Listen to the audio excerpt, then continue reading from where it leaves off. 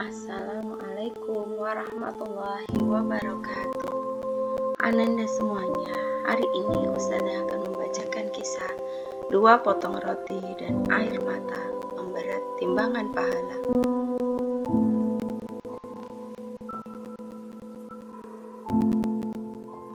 Pada suatu masa pada abad ketiga Hijriah, hiduplah seorang syekh di Baghdad.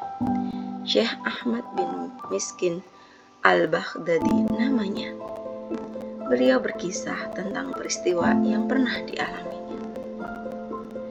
Suatu waktu, aku sekeluarga menderita kemelaratan amat parah. Tak punya apa-apa untuk dimakan, sehingga mengalami kelaparan 2 hari 2 malam. Menjelang hari ketiga, seusai sholat duha di Masjid Jami kota Baghdad, datanglah sahabatku Abu Nashr Asy'ad. Ia mengangsurkan bungkusan berisi 2 potong roti hangat sambil berkata, "Alhamdulillah, pagi ini aku mendapat rezeki halal dan bersih. Sebelum ke rumah, tiba-tiba teringat padamu sekadar untuk berbagi. Terimalah, insya Allah 2 potong roti ini akan bermanfaat untuk sarapan bersama keluarga di rumah. Barakallahu fi mali wal ahli." Aku menerima bungkusan itu dengan penuh rasa syukur dan mengucapkan doa berkah Allah bagi harta dan keluarga orang yang ikhlas berbagi.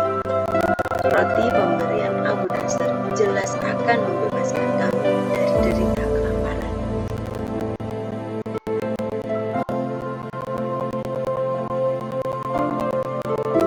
Namun, baru saja aku turun dari masjid menuju jalan pulang, tiba-tiba muncul seorang perempuan setengah bayang, menggendong seorang anak kecil.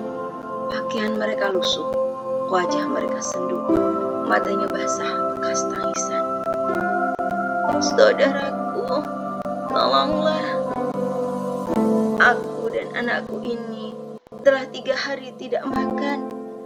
Kami miskin, suamiku sudah lama wafat, hingga terpaksa kami hidup dari belas kasihan orang.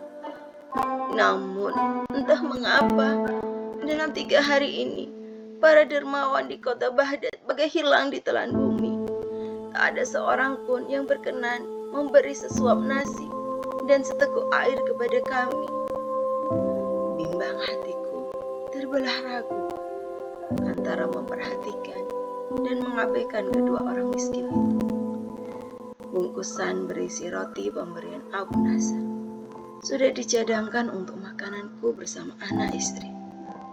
Masa harus diserahkan kepada orang lewat begitu saja? Tiba-tiba terngiang bunyi ayat Al-Quran yang pernah kubaca dan kudengar ulasannya dari para guruku yang zuhud dan waro. "Kamu tidak akan beroleh kebajikan sebelum menafkahkan apa yang paling kamu sayang."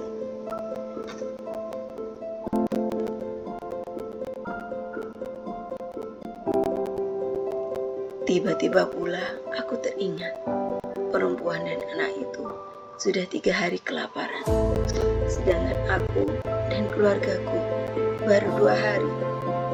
Mereka tidak punya apa-apa lagi selain harapan kepada kemurahan para dermawan yang tak dapat diandalkan. Sedangkan aku dan keluargaku masih mungkin punya jalan upaya lain untuk mengatasi kesulitan hidup. Maka tanpa pikir panjang lagi, kuserahkan bungkusan roti pemberian Abu Nasr itu. Perempuan itu menerima dengan tangan gemetar. Bibirnya komat kamit mengucapkan terima kasih.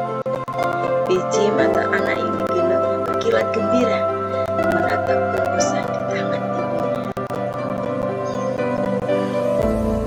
Menyaksikan hal itu, dadaku terasa amat lapang, seolah terlepas dari himpitan beban-beban.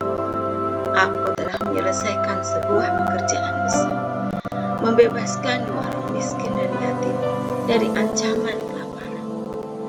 Tinggal menyelesaikan mendapatkan satu lagi pekerjaan besar lainnya, yaitu membebaskan istri dan anakku dari ancaman yang sama. Dengan mengucapkan Bismillahirrahmanirrahim dan la haula wala quwata illa billahil aliyyil azim, aku balikkan badan, tidak jadi pulang ke rumah, melainkan ke arah pasar.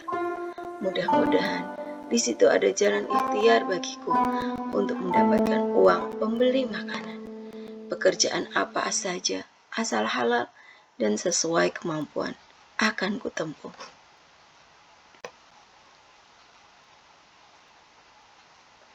Namun, baru saja akan beranjak, tiba-tiba terdengar suara memanggil-manggil. Ternyata Abu Nasr bersama seseorang yang tak kukenal.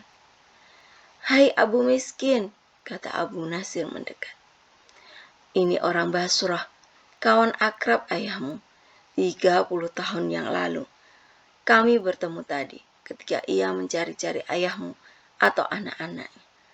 Aku tahu hanya engkau seorang anak ayahmu itu, maka aku pertemukan sekarang."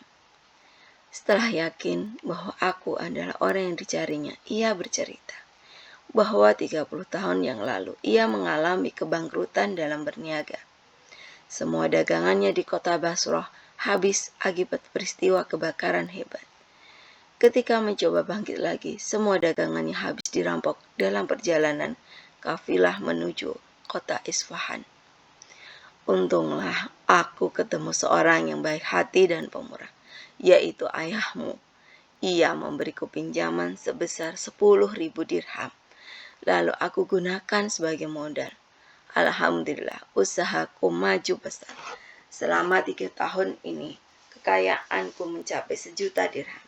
Dan semuanya bersumber dari 10 dirham pinjaman dari ayahmu. Sebulan lampau aku teringat akan ayahmu, berikut segala kebaikannya. Segeralah aku menuju Baghdad, ingin mengucapkan terima kasih atas bantuannya dulu.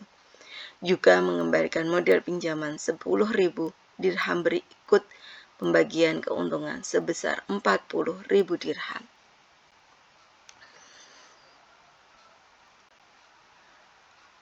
Mendengar kisah itu, aku terpana. Hanya mampu mengucapkan Masya Allah dan bertakbir beberapa kali. Betapa Allah Maha menepati janji. Baru saja aku memberi 2 potong roti kepada 2 orang miskin dan yatim yang kelaparan. Tiba-tiba hanya dalam sekejap muncul penggantinya berlipat ganda. Aku semakin yakin akan kebenaran firman-Nya yang Maha Agung. Perumpamaan orang-orang yang menafkahkan harta di jalan Allah serupa dengan sebutir benih yang menumbuhkan 7 butir. Pada tiap butir 100 biji. Allah melipat gandakan bagi siapa yang Dia kehendaki, dan Allah Maha Puas serta Maha Mengetahui. Aku sujud syukur di situ, disaksikan Abu Nasr dan orang Basrah, bukan karena gembira mendapat 40.000 dirham, tapi gembira karena telah mampu berjuang melawan sikap mementingkan diri sendiri dan keluarga. Juga gembira karena aku telah berhasil menumbuhkan simpati dan belas kasih dalam diriku terhadap orang miskin dan yatim. Seusai menerima uang 40.000 dan mengenyangkan perut seisi rumah, aku berniat akan menyisihkan 10.000 dirham untuk diberikan kepada perempuan miskin dan anaknya yang telah kuberi 2 potong roti itu. Tapi siapa dia? Di mana mereka tinggal di kota Baghdad yang luas dan megah ini? Ku cari mereka kemana-mana, namun tak pernah ketemu. Ibarat mencari jarum di tumpukan jerami, di antara para miskin dan gelandangan di sudut-sudut kusam Baghdad, juga tak tampak jejak mereka. Karena lelah berkeliling ke sana kemari, seusai sholat zuhur di Masjid Jami kota Baghdad, aku ketiduran dan bermimpi dahsyat sekali. Aku sedang berada di alam mahsyar, di tengah jejalan manusia yang sedang menunggu hasil pengadilan akhirat. Mahkamah Allah SWT, ahkamul hakimin. Semua perbuatan manusia, sebesar bubuk atom pun tak luput dari perhitungannya yang maha adil. Giliranku dipanggil di dekat timbangan amat besar. Aku disuruh menyaksikan hasil dan nilai amal baik serta amal jelekku sendiri. Jika timbangan amal baik lebih berat daripada timbangan amal jelek, maka aku akan selamat, masuk surga. Jika sebaliknya, maka aku akan celaka, masuk neraka entah berapa lama, hingga bersih segala dosa dan keburukanku sebelum diperkenankan mencicipi kenikmatan surga. Ternyata hanya sekali hentakan saja daun timbangan amal keburukanku teramat sangat berat hingga dapat ke permukaan tanah. Sedangkan daun timbangan amal baikku mengacung ke langit. Ah, sial kau, Ahmad miskin. Apakah engkau tak punya kebaikan sama sekali tatkala hidup di dunia? Mulutku rapat membisu, gemetar seluruh tubuhku, takut dan gentar membayangkan kemana aku akan masuk nanti. Pasti ke neraka lautan api serta beragam siksa lainnya. Aku pernah menyumbang sekian ratus dirham. Sumbanganmu sekian ratus dirham penuh ria, hanya mengharap ujian Tuhan. Tuh lihat, ikut menumpuk bersama semua amal keburukanmu. Tiba-tiba datang seseorang menggendong anak. Itu dia, perempuan miskin dan anak yatim yang pernah ku beri 2 potong roti. Insya Allah, ini kebaikan Ahmad bin Miskin, kata perempuan itu, sambil meletakkan 2 potong roti di atas daun timbangan amal kebaikan yang mencuat ke langit. Tiba-tiba, daun timbangan itu menjadi berat, sehingga turun ke bawah, menjadi seimbang dengan timbangan amal burukku. Masih ada lagi kebaikan Ahmad bin Miskin, tanya malaikat. Aku tetap gagap membisu, tak tahu karena memang tak punya. Masih, jawab perempuan miskin dan anak yatim itu. Ini tetes air mata bahagia kami ketika kami menerima 2 potong roti dari Ahmad bin Miskin yang membebaskan kami dari derita kelaparan selama 3 hari. 2 tetes air mata yang kusaksikan keluar dari bola mata perempuan miskin dan anak yatim diletakkan di atas daun timbangan kebaikanku. Tiba-tiba daun timbangan itu menghujam ke tanah, bahkan amblas seukuran lutut. Pertanda 2 tetes air mata itu bernilai kebaikan dan kebajikan sangat besar dan berat. Suara debum daun timbangan kebaikan itu membangunkanku dari mimpi siang hari. Aku terbangun, beristighfar, juga mengucap hamdalah. Aku segera bangkit, melanjutkan perjalanan, mencari kedua orang miskin dan yatim itu, untuk keberi sodakoh infak, lebih besar daripada 2 potong roti, dan pasti lebih ikhlas, agar memiliki nilai amat tinggi di akhirat kelak. Demikian kisah yang bisa Ustazah sampaikan. Carilah pesan moral dari kisah yang sudah Ustazah sampaikan. Assalamualaikum warahmatullahi wabarakatuh.